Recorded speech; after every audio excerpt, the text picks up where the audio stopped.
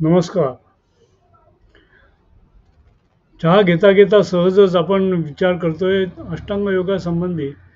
कारण अष्टांग योगामध्ये आपण यम, नियम आणि आसन ह्याच्यावर थोडक्यात आपण काही विचार पाहिले आणि आज त्याच्या थोडासा पुढे म्हणजे प्राणायाम हा विषय पाहू. प्राणायाम याचा अर्थ श्वास आणि प्रश्वास म्हणजे श्वास आत घेणं आणि श्वास बाहेर सोडणं या क्रियांमध्ये केलेले बदल आणि ते बदल अशा प्रकारे की जेणेकरून मनाला आणि शरीराला उपकारक होतील आणि त्यातून जे मनावर साठलेला जो मळ आहे, मालिन्य आहे, ते नाहीसं होईल आणि पुन्हा आत्मप्रकाश जो आहे तो पुन्हा प्रकट होईल. अशा स्वरूपाचा जो बदल आपण घडवून आणतो त्याला प्राणायाम म्हणतात. आणि याच्यासाठी अर्थातच आसन महत्त्वाचं आहे. कारण आसनामध्ये राहून आसन एकदा नक्की झालं, आसन स्थिर झालं की मगच प्राणायामाचा अभ्यास करायचा आहे. त्यामुळे आसन सिद्ध झाल्याशिवाय किंवा आसनामध्ये स्थिर झाल्याशिवाय आपण प्राणायाम करू नये ही त्यातली सोपी आणि साधी आणि स्पष्ट अशी सूचना आहे. आपण अर्थातच योगसूत्रांच्या अनुसार सगळं हे पाहतोय. त्यामुळे प्राणायामामध्ये मुख्यतः प्रकाशावर जे आवरण आलेलं आहे, आपण कल्पना करू की कंदिलाची काच जी आहे ती काचच जर मळलेली आहे, धुळीने माखलेली आहे, तर आतला प्रकाश बाहेर येणार नाही. तसंच जर मनावर मालिन्य असेल, त्याच्यावर जर मळाचा पडदा असेल, धुळीचा पडदा असेल, चित्तवृत्तींची आच्छादनं असतील, तर तो आतला प्रकाश जो आहे तो बाहेर येईल कशा? तो प्रकट होणारच नाही. मग तो प्रकट होण्यासाठी ती आच्छादनं नाहीशी व्हायला लागतील आणि ती नाही आच्छादन नाहीशी होण्याचं काम हे मुख्यतः प्राणायाम करत असतो. आणि त्यामुळे प्राणायाम हा अत्यंत महत्त्वाचा असा भाग आहे. त्यामुळे यम, नियम, आसनांच्या नंतर प्राणायाम हे महत्त्वाचं अंग या योगाभ्यासामध्ये आहे.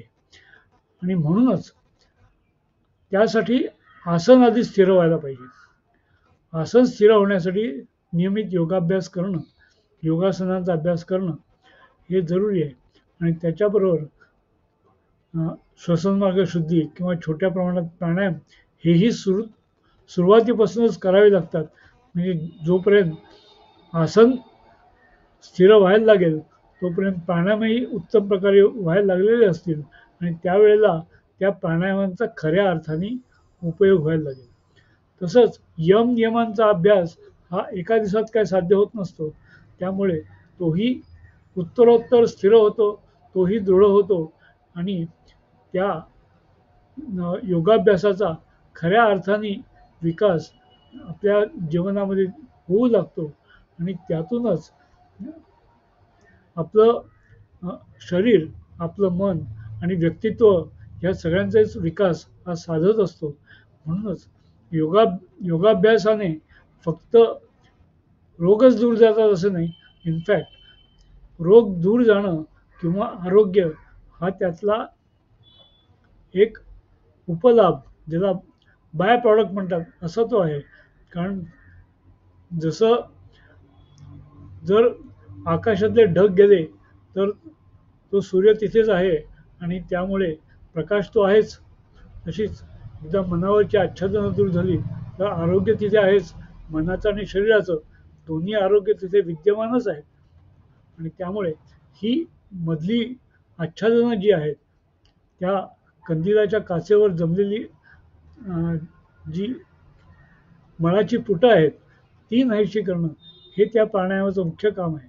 आणि त्यामुळे प्राणायाम हे मनाने किंवा आपल्याला वाटेल तसं किंवा असं नाही तर समोर कोणाच्या मार्गदर्शनाखाली हे शिकून घेणं जरुरी आहे.